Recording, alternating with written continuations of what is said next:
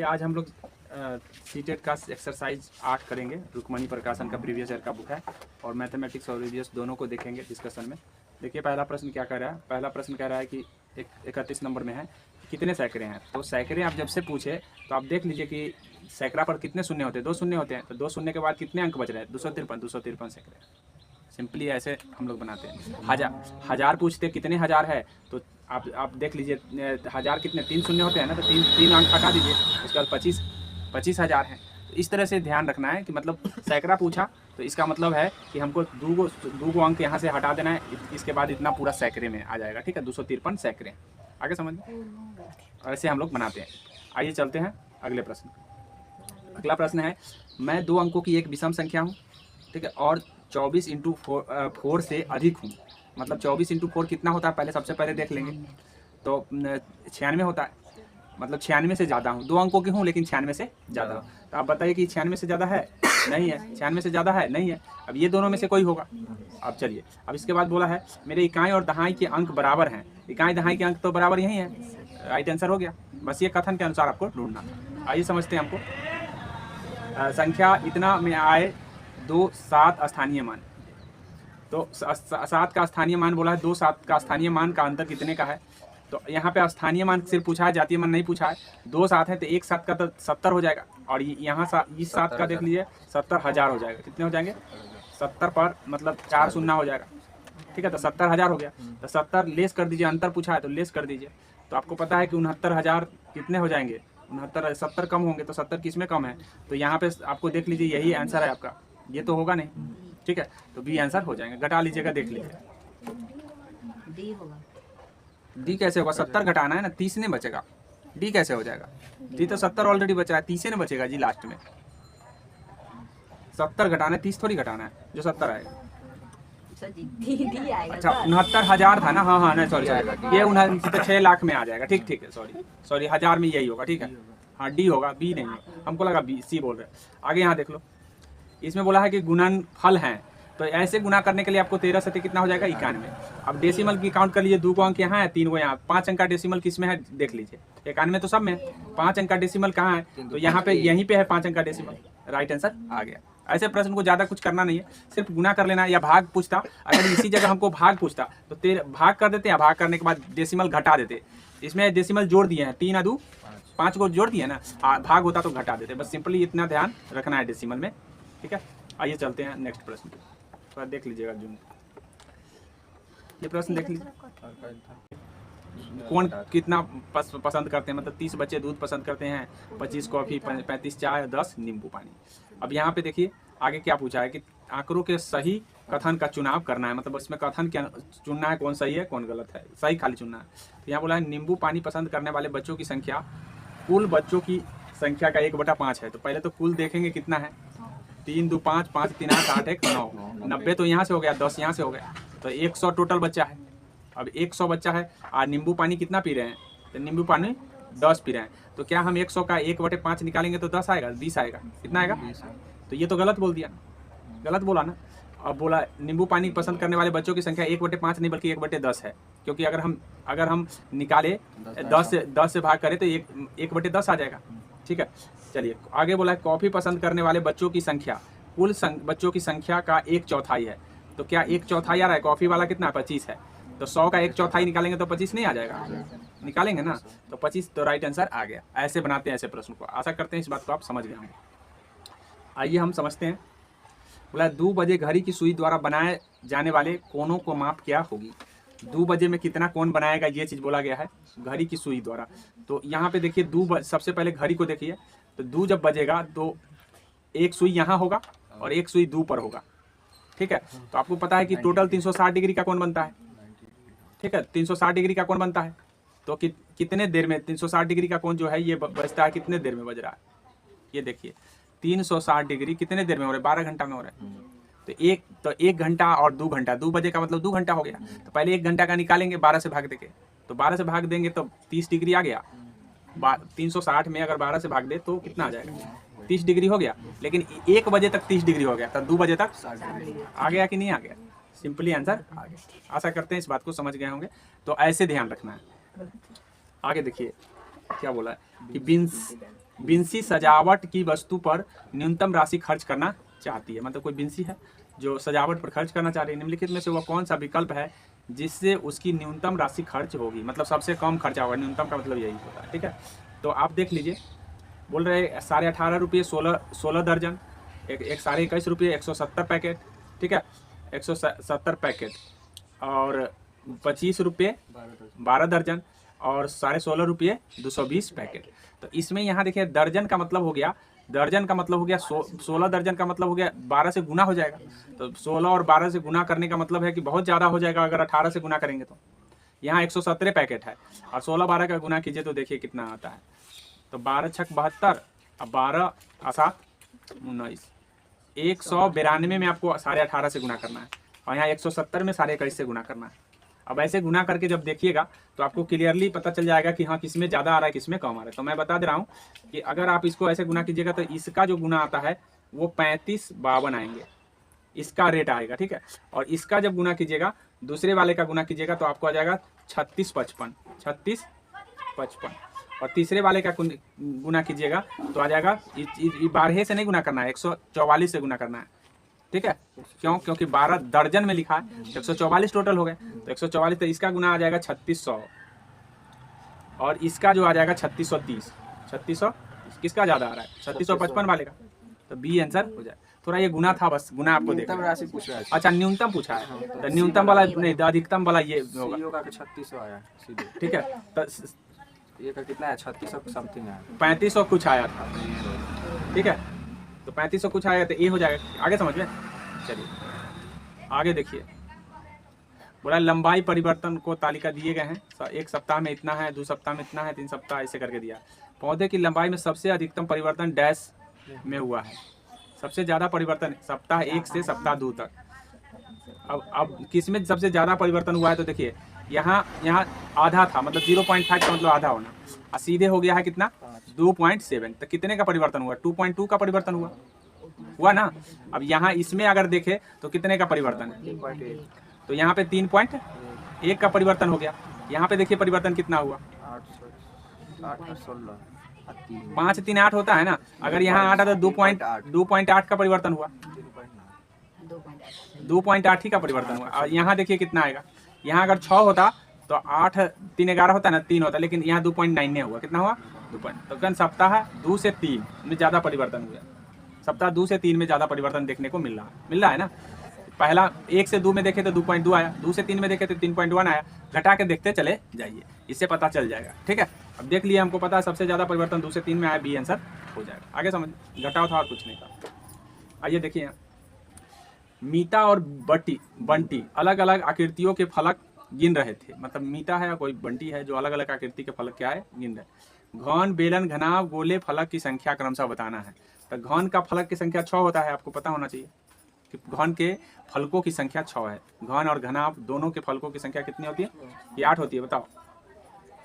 6 होती है। देखो जितना भी घन होगा सब के फलक की संख्या कितने होंगे?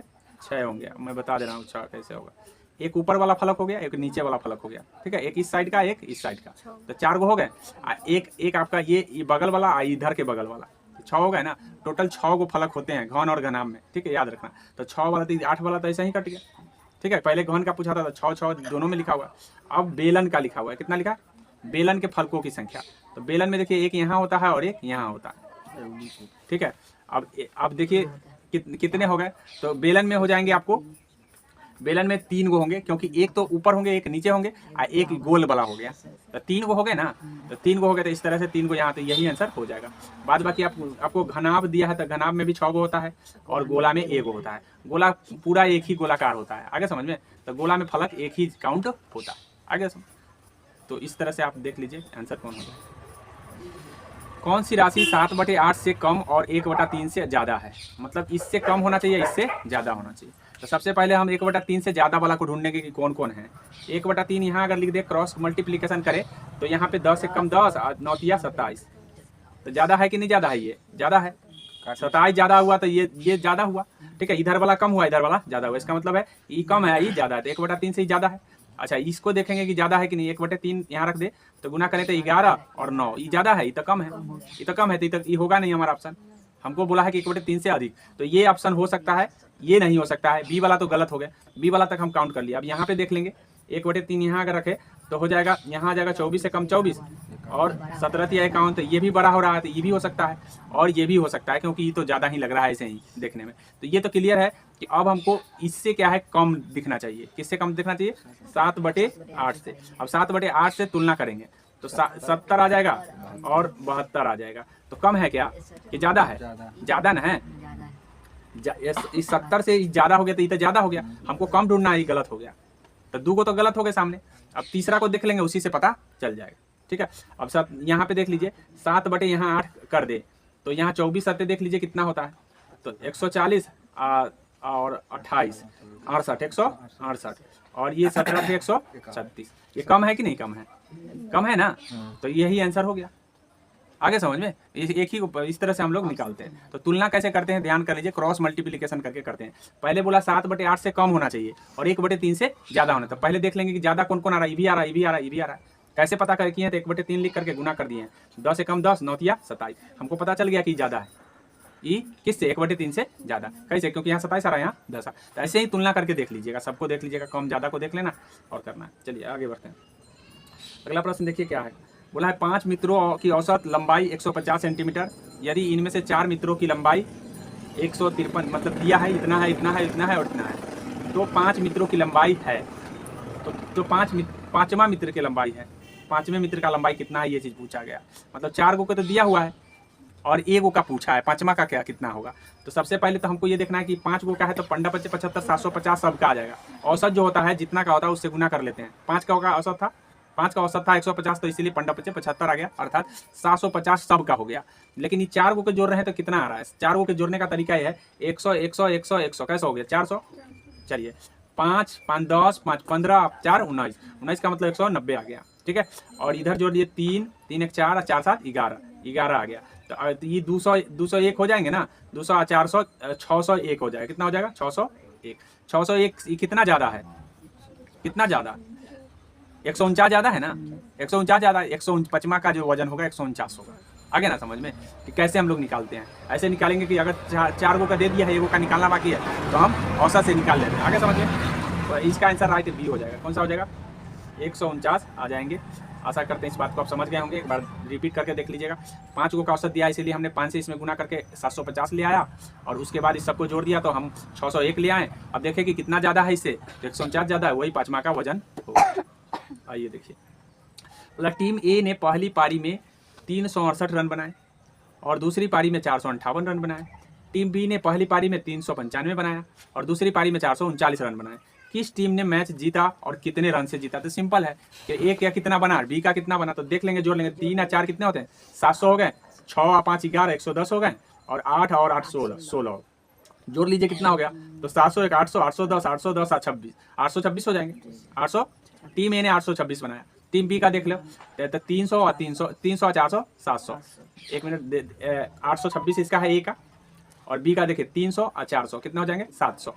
और उसके बाद है 9 और 3 12 120 हो जाएंगे और 5 और 9 14। अब जोड़ लीजिए कितना हो गया? 7 1 820 820 और 24 34 हो जाएगा। 834। कितना रन ज़्यादा से जीत रहा है? देख लो, ये 826 से बनाया, 834 बनाया। कितने रन ज़्यादा से जीता? 8 रन ज़्यादा है किसी में? हाँ, टीम बी ने जीता है और 8 जीता है 8। ए का तो 826 से है, अब बी का 834 है, तो बी ने जीता है। तो बी ने जीता। आगे ना समझे, पहले ए का निकाले थे, बी का निकाले इतना, तो बी जीता है कितने रन से? 8 रनों से जीत गया। आगे समझ में। चलिए आइए देखिए, एक ट्रेन नई दिल्ली रेलवे स्टेशन से 28 सितंबर 2001 को 5:30 बजे निकल जाती है और अगले दिन 21:50 में क्या है कि वो पहुंच जाती है अगले दिन। ठीक है, ट्रेन द्वारा यात्रा में लिए गए कुल समय काउंट करना है। बस सिंपल है कि 5:30 से कोई चलेगा और 21:30 तक कितना समय हो जाएगा, ये चीज़ बोला है कि अगले दिन कितना देर हो जाएगा। तो 5:30 से 5:30 तो यही हो गया 24 घंटा। 24 घंटा हो गया ना, और 5:30 के बाद 21 पुराना 21:30 जाइएगा तो कितना हो जाएगा? तो 16 5 21 होता है, तो 16 घंटा तो ये हो गया और ये 30 के बदले 50 हो गया है, तो 20 मिनट ही हो गया। तो 16 घंटा 20 मिनट और जोड़ दीजिए इसमें, तो 40 घंटा ही हो गया और 20 मिनट, तो कितना हो जाएंगे? 40 20 आगे ना, ऐसे जोड़ते हैं हम लोग। 5.5 से 5.5 हो गया 24 घंटा, ठीक है। उसके बाद आगे फिर 21.5 तक जाना है, तो 21.5 तक जाने का मतलब है 5.5 से 21.5 तक जाएंगे तो 16 घंटा हो जाएंगे, क्योंकि 16 5 21 होता है ना, 16 घंटा। और ये चूंकि 21.5 तक 16 घंटा पूर चुका है और ये 20 मिनट और अधिक चल चुका है, तो हो जाएगा 40 20 सबको जोड़ के। आगे समझ में देखिए, आगे देखिए, दिए गए विकल्पों में से उस संख्या को पहचानिए जो 5 7 का गुणज है लेकिन 6 का नहीं। 5 7 का गुणज है, इसका मतलब है कि 5 7 के पहाड़ा में आता हो, तो 5 से कटता होगा तभी 5 7 के पहाड़ा में आता है। तो देख लीजिए कि ये 5 से भी कटेगा और 7 से भी कटेगा, क्या 6 से कटेगा? 6 से भी कट जाएगा तो ये गलत है, ये नहीं होगा, ठीक है। ये 5 से भी कटेगा और 7 से भी कटेगा, ठीक है। जिसके अंत में 0 हो 5 से कटेगा ही कटेगा, याद रखिएगा। और 5 है जिसके अंत में, वो भी 5 से कटेगा ही कटेगा। तो हमको 7 से भी 7 चौका 28 कट रहा है, तो 6 से कटेगा नहीं कटेगा, 6 से नहीं कटेगा, राइट आंसर आ गया। आगे समझ में, तो कंडीशन के हिसाब से आपको बनाना है। ऐसे सवाल आप आसानी से बना सकते हैं, थोड़ा सा दिमाग लगा के, ठीक है। आइए, निम्नलिखित में से किस अक्षर में क्षैतिज और ऊर्ध्वाधर दोनों प्रकार का सममिति रेखाएं हैं?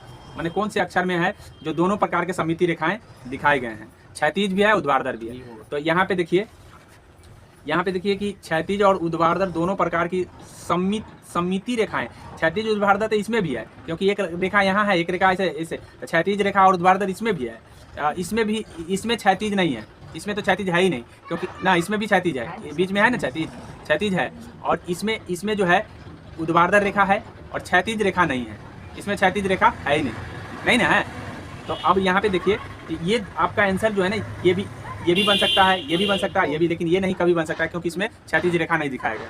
अब लेकिन हमको सममित रेखा बोल दिया है, क्या बोल दिया है? सममित रेखा। तो सममित क्या होता है? मतलब होता है कि जिसको हम क्या कर रहे हैं कि तोड़ने पर जो है ना 2 भाग बन जाए, उसी को सममित रेखा कहते हैं।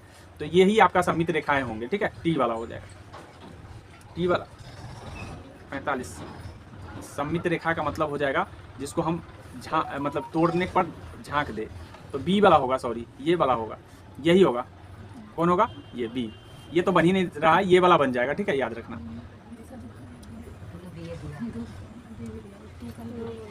अच्छा, बी दोनों में दिया है ना, एच वाला होगा, तो याद रखिए। चलिए ठीक है, 46 का है। इसमें बोला है कि गणित पाठचर्या को सुसंगत होना चाहिए। कथन में दिया है, विद्यार्थी देख सकते हैं कि कैसे एक गणित विचार दूसरे के साथ जुड़ता है और इस प्रकार नई समझ एवं कौशल को विकसित करने की क्षमता होते हैं। तो ये बोला है कि कथन और कारण में कौन सही या गलत बताना है। तो बोला है कि दोनों ही सही है, और ये कथन आर जो है ना सही कारण का, तो ये सही है क्योंकि ऐसा होना ही चाहिए गणित में, ठीक है। और व्यवस्थित है, ये गणित तो है ही व्यवस्थित, तो लिखा भी है कि गणित एक व्यवस्थित कर्म होता है। यहाँ देखिए, निम्नलिखित में कौन सा रचनात्मक कक्षा का एक महत्वपूर्ण लक्षण है? रचनात्मक कक्षा का महत्वपूर्ण लक्षण आपसे पूछा है, तो महत्वपूर्ण लक्षण जो है आपका ये है कि छात्रों को उन्हें दी गई विभिन्न वस्तुओं और उनके गुणों जैसे रंग, आकार, आकृति, भार आदि के अनुसार छांटने के लिए अगर कह रहे हैं तो गणित का एक लक्षण ये माना जाता है। देखिए, प्राथमिक कक्षा की पाठ्य पुस्तक के महत्वपूर्ण लक्षण बताना है कि प्राथमिक कक्षा के महत्वपूर्ण लक्षण कौन कौन से हैं। तो इसमें जो है प्राथमिक कक्षा में यहाँ देखिए, संकल्पनाओं को बच्चों के दैनिक जीवन के अनुभवों से जोड़ा जाना चाहिए। संकल्पनाओं के केवल वाला गणितीय भाषा चिन्हों का प्रयोग करना समझना चाहिए। तो केवल वाला जनरली गलत ही होता है। यहाँ पे देखिए, एक तो सही है, मैंने बताया, एक किसमें दिया है, इसमें दिया है और इसमें दिया है, तो ये ऑप्शन आपके गलत हो गए। अब या तो 4 बाद बाकी सब गलत होगा। तो इस तरह से या तो 3 या 4 ही सही होने चाहिए, 2 तो गलती ही है, केवल दे दिया है, ठीक है। तो 4 जब भी संभव हो संकल्पनाओं को मूर्त उदाहरण के साथ प्रस्तुत करें, ये सही होता है, डी इसका आंसर सही हो जाए। बोला है निम्नलिखित में कौन सा प्राथमिक विद्यालय की पाठचर्या का भाग हिस्सा नहीं है, मतलब प्राथमिक विद्यालय में नहीं काम आते हैं, ये सब बोला गया है। तो प्राथमिक विद्यालय में आपको ध्यान रखना है कि रैखिक समीकरण नहीं काम में आते हैं। प्राथमिक विद्यालय में रैखिक समीकरण की क्या जरूरत है? समीकरण तो हम पढ़ाते हैं जब उसको बीजगणित पढ़ाना होता है, तो ये डायरेक्ट बीजगणित थोड़ी ना पढ़ा सकते हैं, इसीलिए ध्यान रखना है ये नहीं आएंगे। बस भिन्न आएगा, टेसिलेशन आएगा और नियमित द्विमीम आकृतियाँ भी आएंगे। ऐसा मैंने बताया कि टेसिलेशन क्या है, ऑलरेडी मैं बता चुका हूँ। निम्नलिखित कौन सा गणित की प्रकृति के बारे में सही नहीं है? गणित की प्रकृति के बारे में सही नहीं है, ऐसा बोला है। तो यहाँ पे पहला बोला है कि गणितीय संकल्पनाएं पदानुक्रम के अनुसार होनी चाहिए। तो सही नहीं हमसे ये पूछा है, तो ये तो सही होनी ही चाहिए, पद के अनुसार होना चाहिए, मतलब क्रम के अनुसार। गणित अगमनिक विवेचना पर आधारित है, नहीं निगमनिक विवेचना पर आधारित है। मैंने बताया था गणित जो है ना निगमनिक, इसकी व्याख्या जो होता है निगमनिक होता है। गणितीय संकल्पना की प्रकृति अमूर्त है, ये सही है। गणित का अपना चिन्ह है, शब्दों और भाषा का समुच्चय है, तो हाँ है, ये सारे सही हैं। सही वाले भी याद रखेंगे, यहाँ गलत यही था, राइट आंसर बी हो गया। 51 देखिए, जब 6050 को अंकों में लिखने के लिए कहा गया, एक छात्र ने 650 लिख दिया, मतलब उसको स्थानीय मान का ज्ञान नहीं होगा, इसीलिए वो 650 लिख दिया। 6050 का मतलब 6 और 50 ऐसा उसने लिख दिया। तो क्या बोला है कि संदर्भ में उपयुक्त कथन है, मतलब अति उपयुक्त कथन कौन है, सबसे अच्छा कथन। तो सबसे अच्छा कथन इसमें बी ही है। बेस 10 एक स्थानीय मान की संकल्पना को मूर्त सामग्रियों के उपयोग द्वारा सुदृढ़ करना चाहिए, मतलब उसको स्थानीय मान की संकल्पना को सुदृढ़ करना चाहिए, ये ध्यान रखना है।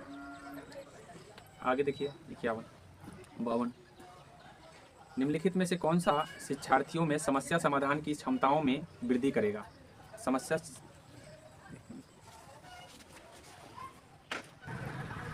समाधान की क्षमता को बढ़ाने वाला कौन है। तो समस्या समाधान की क्षमता को बढ़ाने वाला चित्र है, चिन्ह है, करते हैं तो समस्या समाधान की क्षमता में वृद्धि हो जाएगी। याद रखेंगे, ये आपके इंपॉर्टेंट है, एग्जाम की दृष्टि से काफ़ी इंपॉर्टेंट होगा, क्योंकि ये आपके एग्जाम में हर बार पूछे गए हैं।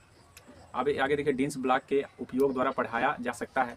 तो डिन्स ब्लॉक के बारे में हमने बताया आपको कि इसके उपयोग, मतलब डिन्स ब्लॉक के उपयोग से कौन सी चीज़ को पढ़ाया जा सकते हैं। तो योग पढ़ाया जा सकते हैं, स्थानीय मान को पढ़ाया जा सकते हैं और व्याकरण को पढ़ाया जा सकते हैं। याद रखिएगा, ये सारी चीज़ें हैं जो डिन्स ब्लॉक के अनुसार पढ़ाए जाते हैं। इस बातों को ध्यान रखें, क्योंकि मैंने आपको पहले भी बता दिया है इसका। आगे देखिए, राजलक्ष्मी कंचों का खेल खेल रही है, मतलब कंचा कोई खेल है जो खेल रही है राजलक्ष्मी। वह खेल में 6 कंचे हार जाती है, मतलब 6 बार की हार हो जाती है, और अब उसके पास 8 कंचे बचे हैं, मतलब 6 को हार गई, 8 को बचा है। उसके कितने कंचों के साथ खेल शुरू की थी, मतलब कितना कंचा हो जाएगा टोटल। तो बोला है कि उपयुक्त परिस्थिति के किसके लिए, मतलब उपयुक्त परिस्थिति होगा। तो यहाँ पे जो उपयुक्त परिस्थिति, तो योग पर एक संदर्भात्मक प्रश्न है यह, मतलब इसमें क्या करना है, जोड़ना है। ये जोड़ का प्रश्न था, इसीलिए योग पर संदर्भात्मक प्रश्न हम इसको कह रहे हैं, क्योंकि बोला है कि कितना टोटल था, तो जोड़बे न करेंगे जी। तो ये योग वाला है, आपको ध्यान रखना है। ऐसे हम वर्ड समस्या, मतलब वर्ड प्रॉब्लम का ये प्रश्न था कि जब बच्चा को वर्ड प्रॉब्लम सिखाना है तो ऐसे ही प्रश्न योग का देंगे। फिर व्याकरण घटाव का भी इसी तरीके का देते हैं हम, याद रखिए। गणितीय पहेलियों का उद्देश्य डैश को बढ़ावा देना है, मतलब गणित में पहेली पढ़ाए जाते हैं, वो क्या चीज़ को बढ़ावा देती है। तो समस्या समाधान कौशल को बढ़ावा देती है। जैसे योग भी, शब्दों वाला योग भी समस्या समाधान है, घटाव भी समस्या समाधान है, और अगर गणित में हम पहेली भी पढ़ा रहे हैं तो वो भी तो शब्द ही संबंधित है, तो स्वाभाविक है कि वो समस्या समाधान कौशल को बढ़ावा देती है। और साथ में आपको एक गणित में रुचि भी बढ़ाता है, बच्चे में रुचि भी बढ़ाते हैं। तो 3 आपको ध्यान रखिए, ड्रिल अभ्यास तो गलत हो गए, तो ये इसी हो जाएगा, इसका राइट आंसर सी होगा। आइए देखिए अगला प्रश्न, न्यूमैन के त्रुटि विश्लेषण के 5 नियम। तो मैंने 5 नियम बताया है कि कौन कौन से पद मतलब यादृच्छा क्रम में सजाया जाए, मतलब 5 नियम तो यहाँ दिए गए हैं, लेकिन क्रम में कौन सा है ये बताना है। तो क्रम में आपको है, पहले आपका आता है प्रश्न को पढ़ना, फिर पढ़ने के बाद आ जाता है आपको प्रश्न को समझना, मतलब पढ़ना फिर समझना, फिर उसके बाद आ जाता है चिन्हों का रूपांतरण करना, फिर उसके बाद आ जाता है आपका विधि का निष्पादन करना, और लास्ट में प्रतिपादित करना होता है। उत्तर का प्रतिपादित लास्ट में होता है, यही आंसर आपका हो जाएगा बी। आइए अगले प्रश्न को देखते हैं। निम्नलिखित में से कौन सा उपयुक्त अंतमुक्त प्रश्न का उदाहरण है, मतलब मुक्त सिरे। अंतमुक्त का मतलब होता है मुक्त सिरे, इस बातों को ध्यान रखिएगा। ऐसा नहीं कि अंतमुक्त है तो आप बंद सिरे समझ लीजिए, इस बातों को ध्यान रखना। तो बंद करो दोबारा। तो बंद सिरे का, मुक्त सिरे का और बंद सिरे 2 तरह के प्रश्न होते हैं, जिसमें से यहाँ पे देखिए बोला है कि 5 पूर्ण संख्या सूचीबद्ध करना है। तो ये तो मुक्त सिरे का नहीं, ये बंद सिरे का हो गया, क्योंकि ये एग्जैक्ट आंसर होगा। 2 संख्याओं का योग 35 है। यदि बोला है कि एक संख्या दिया हुआ है तो दूसरी संख्या फिक्स हो गया, क्योंकि एक संख्या 16 है तो दूसरी संख्या घटा के निश्चित संख्या हो गया, तो ये भी बंद सिरे का हो गया। इस तरह से आप देखिए, सारे एग्जाम्पल आप देख लीजिएगा तो समझ जाइएगा। यहाँ पे देखिए, यह बोला है कि एक आयत की लंबाई चौड़ाई का रेशियो दिया हुआ है, आयत का परिमाप दिया है, तो यहाँ भी फिक्स होगा। तो इस तरह से आप सभी फिक्स है, बंद सिरे का है तो एक ही मुक्त सिरे का होगा, डी आंसर हो जाएगा। इसकी जवाब जो है ना हम कई रूपों में दे सकते हैं, इसीलिए बंद। आगे देखिए, निम्नलिखित में कौन सा योगात्मक आकलन में सम्मिलित किया जा सकता है, मतलब योगात्मक आकलन में कौन शामिल हो सकते हैं। तो सत्र अंत परीक्षा जो है ना, जो सत्र के अंत में परीक्षा होता है ना, वो योगात्मक आकलन होता है। इस बातों को ध्यान रखिएगा कि जो हमारा डिग्री के लिए परीक्षा होगा वो योगात्मक आकलन है, ये बात ध्यान कर लीजिए, माइंड में कई बार बता चुके हैं। यहाँ देखिए बोला है जब 45 को 5 के गुना करने को कहा जाए, 45 को 5 से गुना करने को कहा गया तो एक छात्र ने 45 को 5 बार जमा कर दिया, मतलब 5 बार जोड़ दिया। तो निम्नलिखित कथनों में कौन सा कथन दिए गए संदर्भ संबंध में अति उपयुक्त है, मतलब इसमें कौन सही उपयुक्त बता रहा है। तो यहाँ पे यही उपयुक्त है कि छात्र द्वारा उपयोग की गई रणनीति उसकी रचनात्मकता को दर्शाती है, मतलब उसके अंदर रचनात्मकता है, क्योंकि वो गुना ना करके वो अगर गुना करता तो वो रट्टूमल कहलाता, लेकिन उसके अंदर क्षमता है कि वो 5 बार जोड़ के ही निकाल दिया, इसका मतलब उसको कुछ करने की क्षमता है। ठीक है, और उसकी रचनात्मकता को दर्शाती है क्योंकि यह योग ज्ञान के गुणन में विस्तारित करने की क्षमता है। ठीक है, विस्तारित करने की क्षमता उसमें है। आगे समझ में 5 बार जोड़ दीजिए तो या 5 से गुना कर दीजिए तो बात बराबर है। 4 से अगर आपको किसी भी संख्या में 4 से गुना करना है, इसका मतलब 4 बार जोड़ना है सिंपली। ठीक है, जितना से गुना करना है उतना बार जोड़ना है। ठीक है, वही होता है। आइए देखिए हम अगले 60 में एनसीएफ 2005 क्या कहता है, के आधार पर बोल रहा है कि आकलन की अपकृत विधियां गणित को यांत्रिक गणनाओं के रूप में देखने के दृष्टिकोण को बढ़ावा देती है। निम्नलिखित में से कौन से दिए गए कथन अर्थ की व्याख्या करता है, मतलब जो यहाँ पे जो अर्थ दिए गए हैं उनकी व्याख्या इस ऑप्शन में कौन सा कर रहा है। तो इसमें पहला ही है जो व्याख्या कर रहा है, आप देख लीजिए। बोला गणित के आकलन की प्रकृति ने गणित को केवल यहाँ पे देखिए, गणित में आकलन की प्रकृति ने गणित के केवल समस्या के समाधान हेतु कार्य विधि और अभिकलनीय कौशल को समाविष्ट करने के रूप में प्रस्तुत किया है। यानी केवल में ही 2 चीज जोड़ दिए हैं, तो एक चीज थोड़ी ना है, 2 चीज जोड़ दिया, तो इसका मतलब दोनों चीजें हैं, यही दोनों की बात करता ही है एनसीएफ 2005। तो स्वाभाविक ऐसा ही है। यहाँ केवल देख के बहुत बच्चे गलती कर लेंगे, लेकिन याद रखिए ये 2 चीज जोड़ा हुआ है इसमें। ठीक है, केवल में मतलब केवल में एक ही चीज दिया रहता तब ना 2 चीज दे दिए हैं। तो ये हाँ, आगे समझ।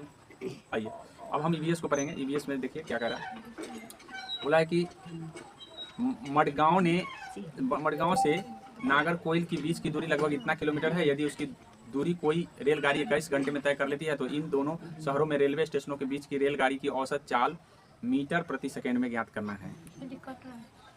तो मीटर प्रति सेकंड में ज्ञात करना है तो क्या करेंगे हम, पहले तो सबसे पहले किलोमीटर प्रति घंटा में निकाल लेंगे और तब उसके बाद हम ज्ञात।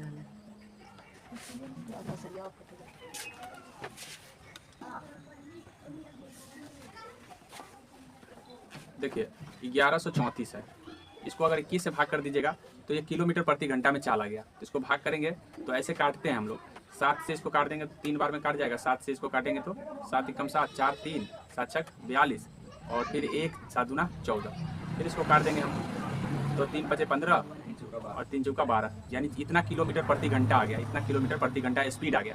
लेकिन हमको मीटर प्रति सेकंड में पूछा था, तो हम कई बार बता चुके हैं कि जब भी मीटर प्रति सेकंड में पूछेगा तो 5/18 से गुना कर दीजिएगा। तो 18 से काट देंगे 3 बार में और 3 से 5 गुना कर देंगे तो कितना आ जाएगा, 15 मीटर प्रति सेकंड आ गया। तो इस तरह से हम निकालते हैं, ध्यान रखिएगा, ऐसे सवाल एगो पूछे ही जाएंगे। आगे देखिए क्या कहा है। बोला कोई छात्र ए पर है और बी पर पहुंचना चाहता है, इसके लिए वह पहले ओ पर जाता है। ठीक है, जो ए के ठीक उत्तर में है, मतलब ए के उत्तर में क्या है, ओ है। ठीक है, और कोई छात्र ए पर है और बी पर पहुंचना चाहता है तो पहले कहाँ जाता है, ओ पर। ठीक है, जो उत्तर में है वो। अब उसके बाद है उत्तर में कितना है, 90 मीटर है। कितना है, 90 मीटर है। ऐसे हम बनाते चल जाएंगे। और फिर ओ से बी पर ठीक पश्चिम, तो ओ से बी पश्चिम में है तो बी यहाँ पर हो गया। ठीक है, पश्चिम दिशा में 120 मीटर दूरी तय करता है, मतलब यहाँ से 120 मीटर दूरी तय करके पहुँचता है। ए की बी से दूरी कम से कम दूरी और बी के सापेक्ष ए की दिशा क्रमशः क्या है। तो हमसे बोला कम से कम दूरी, ज़्यादा से ज़्यादा दूरी कहता तो हम इसको और इसको जोड़ देते हैं, लेकिन हमसे कम से कम दूरी कहा तो हम ऐसे दूरी निकालेंगे। अब ऐसे दूरी निकालने का मतलब है कर्ण निकालना है। कर्ण निकालने का मतलब है रूट अंडर, हाँ, तो इसको जोड़ेंगे तो हमको पता है कि 144 होता है और उसके बाद कितना होता है, 9 का 81 होता है। दोनों को जोड़ेंगे तो कितना आ जाए, 5 225 अर्थात डबल जीरो इस पर हो जाएगा। तक 15 होता है 225 का, एगो जीरो इस पर हो गया, 150 हो गया। कितना हो गया, 125। अब उसके बाद समझना है, अभी पहले तो हमको पता है दूरी हो गया 150। बी के सापेक्ष ए की दिशा, तो बी की सापेक्ष हम अभी बताए थे कि बी कहाँ, यहाँ था, बी यहाँ था और ये यहाँ था। तो बी के सापेक्ष ए की दिशा पूछा है, मतलब ये कौन सी दिशा होगा, तो दक्षिण पूर्व होगा। दक्षिण बी की सापेक्ष पूछा है, इसलिए बी पर खड़ा हो जाइए और ए को देखिए तो यहाँ पे हो जाएगा दक्षिण पूर्व। ठीक है, तो राइट आंसर कौन सा हो जाएगा समझ सकते हैं, दक्षिण पूर्व, सी आंसर हो जाएगा। आशा करते हैं इस बात को आप समझ गए होंगे।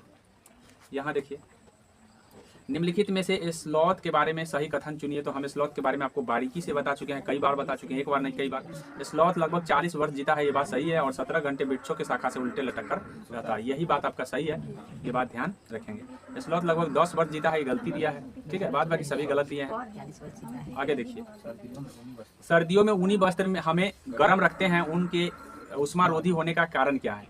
उनके उष्मारोधी होने का क्या कारण है? तो उनके उष्मारोधी होने का कारण है जो रेशे के बीच वायु फंस जाती है एवं वायु उष्मा रोधी हो जाती है, ठीक है, मतलब ऊनी रेशा में वायु जो है ना फंस जाता है, क्योंकि वो विद्युत, क्योंकि वो उष्मा का कुचालक है, तो स्वाभाविक है उसी में रह जाएगा, उसको चलने में बनेगा नहीं, और जब जहाँ फंस गया वहीं तो रह जाएगा, तो गर्मी वहीं पे टिका रह जाता है।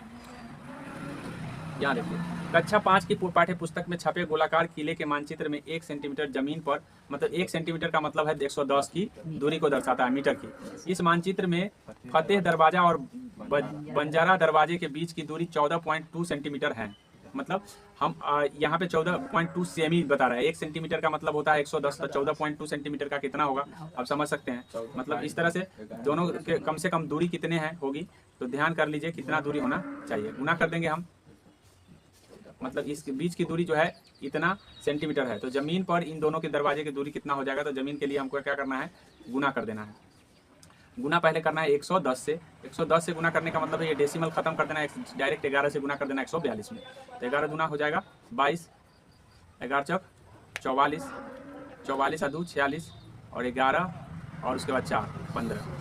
ये तो मीटर में आ गया, हमको चाहिए क्या चीज़, किलोमीटर में, तो हम क्या करते हैं भाग कर देते हैं 1000 से, जैसे 1000 से भाग दीजिएगा 3 अंक के बाद डेसिमल हो जाता है, तो 1 पॉइंट हो जाएगा। तो 1 पॉइंट किस में दिया हुआ है, इसी में दिया हुआ है, राइट आंसर।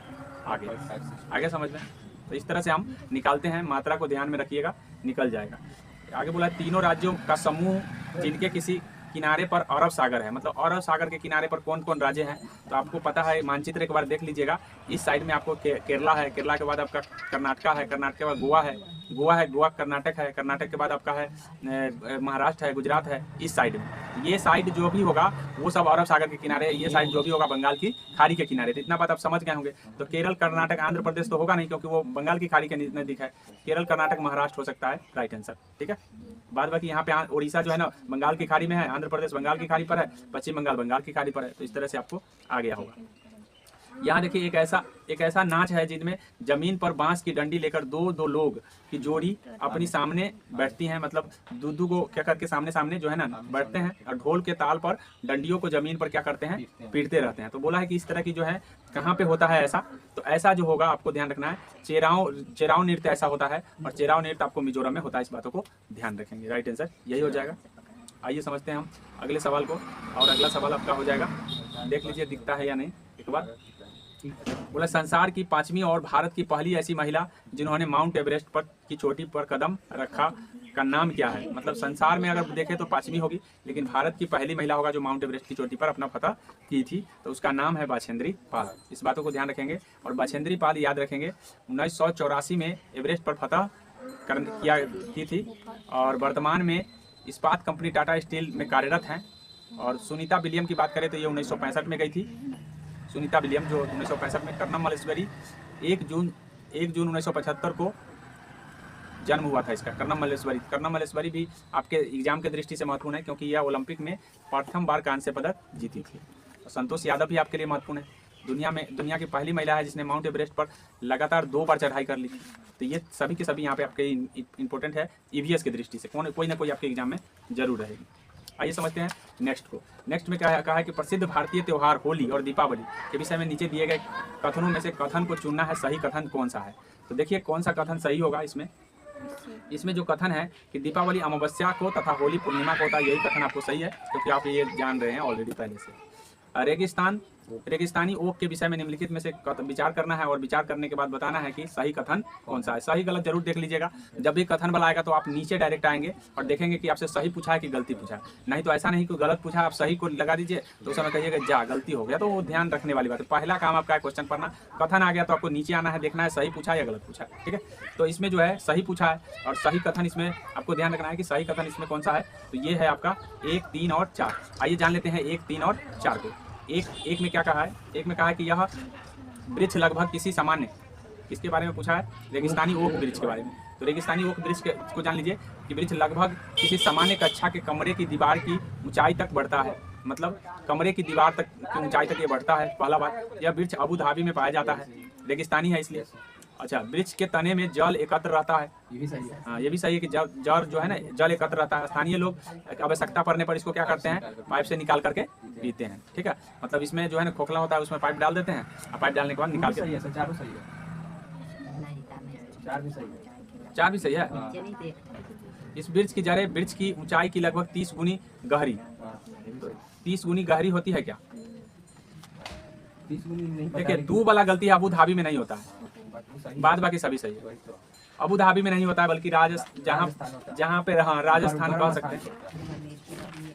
रेगिस्तान में होता था, अबू धाबी रेगिस्तान नहीं है, ठीक है। सऊदी अरब में रेगिस्तान है, इस बात को ध्यान रखिए। चलिए 71 देख लीजिए। हमारे देश में ऐसे गांव जहां ग्रामवासी अत्यधिक वर्षा होने के कारण अपने घरों को बांस के खंभे, तो हम कई बार बता चुके हैं असम में बांस का प्रयोग किया जाता है और 10 से 12 फीट ऊंचा पर बनाते हैं और घरों को अंदर से लकड़ी का ही बनाया जाता है। और ये गांव कहाँ है? तो ये गांव असम में। सभी जगह का घर के बारे में पूछा जाता है, आपको घर सभी याद रख लीजिएगा। आगे देखिए, नीचे दिए गए हमारे देश के किस केंद्र शासित प्रदेश के अधिकांश सामान्य लोग को नारियल डली हुई किसी भी करी के साथ उबाला हुआ टैपियोका, मतलब नारियल डाल करके टैपियोका बनाया जाता है करी में, तो कहाँ पर मिलता है टैपियोका? ये बोला है, तो ये टैपियोका केरल में होता है।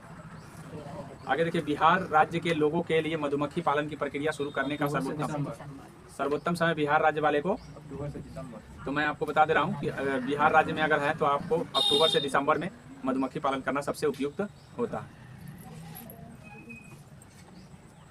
आगे देखिए, यहाँ पे मानव पोषण के संदर्भ में स्वांगीकरण का अर्थ क्या है? तो स्वांगीकरण का अर्थ है पचा हुआ पदार्थ शरीर में जटिल पदार्थों को बनाने में उपयोग, मतलब जो हमारे शरीर में जो पच गए हैं उसको जटिल पदार्थ को मतलब बनाने में नहीं, पचाने में उपयोग होना चाहिए। तो राइट आंसर हो जाएगा आपका सी। पहचाने लिखना चाहिए इसको। हाँ, यहाँ देखिए, उस खेत की मृदा को विषय में विचार कीजिए जिसमें कोई किसान रासायनिक उर्वरक और पीड़कनाशियों का अत्यधिक उपयोग करके खेतों में बार बार धान की फसल उगा रहा है। आपके विचार से उसके इस व्यवहार से उसके खेतों की मृदा कैसी होनी चाहिए, ये बोला है। तो खेतों की मृदा जो होनी चाहिए वो कुछ समय पश्चात बंजर हो जाएगी, याद रखिएगा। अगर ज़्यादा रासायनिक उर्वरक और पीड़कनाशी का प्रयोग किया जा रहा है, क्या हो जाएगा? कुछ समय बाद उसकी मृदा जो है ना बंजर हो जाएगी। पर्यावरण अध्ययन में गृह अधिविन्यास का उद्देश्य क्या है? तो गृह अधिविन्यास का मेन उद्देश्य आपको ध्यान रखना है कि सीखने का विस्तार करना है। पर्यावरण में हम अगर गृह अधिविन्यास कर रहे हैं तो इसका मतलब है सीखने का विस्तार कर रहे हैं। शीला ने कक्षा 3 के विद्यार्थियों को पढ़ने के लिए प्रकरण पशु लिया और निम्न में से कौन सा प्रकरण उनके अधिगम के विस्तार के लिए लाभदायक होगी? तो सबसे ज़्यादा लाभदायक आपको ध्यान रखना है प्राणी उद्यान में और जानवरों को देखने में ज़्यादा लाभदायक इस तरह की मतलब उपकरण ज़्यादा। पशु को लिया तो स्वाभाविक है कि प्राणी और जानवरों के लेकर के अच्छा लाभदायक होगा। जल से संबंधित त्यौहार को समुदाय द्वारा मनाने को ज्ञात करने के लिए सर्वाधिक उपयुक्त युक्ति कौन सी है? जल से संबंधित चीज़ों के लिए अगर आपको कोई समुदाय द्वारा अगर मनाना है तो आपको सबसे ज़्यादा उपयुक्त कौन सा होगा, ये चीज़ पूछा गया। तो इसमें सबसे ज़्यादा उपयुक्त होगा कि परिवार तथा समुदाय में बुजुर्गों से बातचीत करना, ठीक है। बुजुर्ग को सब कुछ पता होता है, याद रखिए। कक्षा 1 और 2 में पर्यावरण अध्ययन की कोई पाठ्य पुस्तक क्यों नहीं है? मतलब 1-2 में पाठ्य पुस्तक कहा नहीं लिया, तो मैं बताया हूँ कि 1-2 में पाठ्य पुस्तक न लेने का कारण है कि पर्यावरण अध्ययन से संबंधित संकल्पनाएं और कौशल भाषा तथा गणित के द्वारा सीख लिए जाते हैं, मतलब गणित में ही सिखा दिए जाते हैं, इसीलिए 1-2 में पर्यावरण अध्ययन नहीं कराए जाते। आगे देखिए, आगे बोला है कि निम्न में से सामाजिक सांस्कृतिक वातावरण का उदाहरण है। सामाजिक सांस्कृतिक वातावरण का उदाहरण कौन सा हो जाएगा? तो इसमें जो है सामाजिक सांस्कृतिक समुदाय होगा, जंगल नहीं होगा, इसमें समाज नहीं है, जल में समाज नहीं है और स्मारक में समाज नहीं है। यहाँ देखिए, पर्यावरण अध्ययन की संकल्पनाओं को प्राथमिक स्तर पर प्रस्तुत करने का उपागम ऐसा है कि विद्यार्थी को भोजन, आश्रय इत्यादि के विषय में ज्ञात करने के लिए अपने परिवार और समुदाय के सदस्यों से परामर्श लेना पड़ता है। इसका क्या कारण है? इसका कारण क्या है, ये पूछा है। इसका मुख्य कारण है कि अधिगम का प्राथमिक स्रोत विद्यार्थियों की सामाजिक सांस्कृतिक पृष्ठभूमि ही है, इसीलिए सबसे पहले परामर्श लेना पड़ता है। सब मतलब प्राथमिक जो हमारा पृष्ठभूमि है वो हमारा परिवार और समाज ही है। संज्ञानात्मक बाधित विद्यार्थियों को पर्यावरण अध्ययन पढ़ने की कौन सी युक्ति सर्वाधिक उपयुक्त होगी। मतलब जो संज्ञानात्मक बाधित है उस बच्चे को अगर पर्यावरण पढ़ाना है तो कौन सबसे अच्छा है, तो सबसे अच्छा काम को भागों में बांट दीजिए और तब उसको बताइए तो ज़्यादा उसको समझ में आएगा। उसके बाद बोला है कि पाठ्य में ईवीएस की विषय वस्तु के विश्लेषण हेतु निम्न में से कौन सा आवश्यक चरण है। तो ईवीएस के विश्लेषण के लिए आवश्यक चरण पूछा है, तो चरण में आपको हो जाएगा, आपको ध्यान रखना है कि संकल्पना मानचित्र बनाना सबसे अच्छा चरण है। इस बातों को ध्यान रखिएगा, मानचित्र बनाने से ज़्यादा समझ में आएगा। जैसे हम अभी आपको बताए हैं कि अरब सागर में इधर बता दिए हैं, उसके बाद बंगाल की खाड़ी वाला बताएं, तो ये आप मानचित्र में देखिएगा तो तुरंत आ जाएगा। इस तरह से आपको ध्यान रखना है। सतत एवं समग्र मूल्यांकन में समग्र का क्या अर्थ है, तो समग्र का अर्थ है, आपको ध्यान रखना है, समग्र विकास। समग्र का अर्थ है समग्र विकास, इस बातों को ध्यान रखेंगे। पर्यावरण अध्ययन के सीखने के आकलन का एक उदाहरण कौन सा है, तो सीखने के आकलन का एक उदाहरण आपको ध्यान रखना है कि कार्यपत्रक के द्वारा विद्यार्थियों का भारत के मानचित्र पर भारत के तटीय राज्यों का खोजना। बोला पर्यावरण अध्ययन के सीखने के आकलन का एक उदाहरण कौन सा है, तो एक उदाहरण यही है कि अगर कार्यपत्रक पर विद्यार्थी मानचित्र पर अगर तटीय राज्य को खोज रहा है तो इस सीखने का आकलन हो रहा है। आगे देखिए, और पर्यावरण एनसीएफ 2000 एनईपी 2020 नई आर्थिक शिक्षा नीति जिसको कहते हैं कि सीखने की वृद्धि के लिए शिक्षण शास्त्रीय अभ्यासों का चुनाव कीजिए। मतलब इस सीखने की वृद्धि के लिए कौन जो है ना अच्छा है, ऐसा बोला गया है। तो इसमें जो अच्छा होगा आपको ध्यान रखना है कि पर्यावरण अध्ययन के शिक्षण के कला एवं एकीकरण होना चाहिए और पर्यावरण शिक्षण की कहानी कहने का एकीकरण होना चाहिए। ये दोनों होना चाहिए। राइट आंसर इसका सी हो जाएगा। इस बातों को ध्यान रखिए।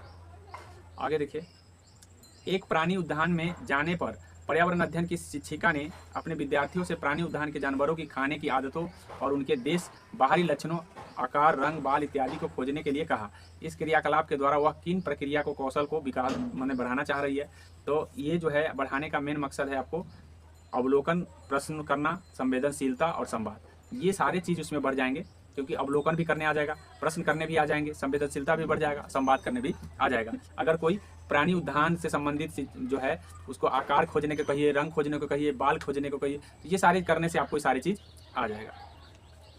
देखिए, प्राथमिक स्तर पर पर्यावरण अध्ययन का थीम कौन सा है, तो प्राथमिक स्तर पर आपको बता चुके हैं कि पर्यावरण अध्ययन का थीम कौन सा है, तो ये जल ही है प्राथमिक स्तर पर। और इसमें 6 थीम बताए गए हैं, जिसमें मैं आपको फिर से एक बार बता दे रहा हूँ कि मित्र है, आसपास के वातावरण, मित्र और आसपास के वातावरण हो गया, ठीक है, परिवार हो गया, उसके बाद भोजन आवास हो गया, जल हो गया, यात्रा और कुछ करना और बनाना या रखना, ये सब हो गया। ठीक है, तो ध्यान रखेंगे, ये 6 थीम ध्यान रखेंगे, पूछा जाता। पर्यावरण अध्ययन के आकलन में एक शिक्षक कौन से उच्च स्तरीय चिंतन वाले प्रश्न को चुनाव करेंगे, मतलब कौन सा प्रश्न है जो उच्च स्तरीय चिंतन बता रहा है। तो इसमें जो है क्या होगा यदि पृथ्वी पर पेट्रोल और डीजल ना हो, तो ये चिंता वाला विषय है। इस पर अगर चिंतन कोई करने लग गया तो इसका मतलब है कि उनको पर्यावरण के अध्ययन सटीकता से करने आ गया है। और लास्ट प्रश्न आपका है, बोला है कि 8 विद्यार्थी के 5 समूह में से प्रत्येक समूह ने वन्य जीवों के संरक्षण के लिए लघु नाटिका प्रस्तुत की, मतलब लघु छोटा सा नाटक प्रस्तुत हुआ। उनके पर्यावरण अध्ययन की अवधारणाओं की समझ और सृजनात्मक अभिव्यक्ति का सर्वाधिक उपयुक्त आकलन किया जा सकता है। तो किसके द्वारा किया जा सकता है, तो ये किया जा सकता है, आपको ध्यान रखना है, पर्यावरण संप्रदायों की प्रस्तुति के द्वारा और समझ के आकलन के रूब्रिक्स द्वारा। तो राइट आंसर आपका बी हो जाएगा। आशा करते हैं समझ गए होंगे। हम अगले दिन अब आपको एक्सरसाइज 9 बताएंगे।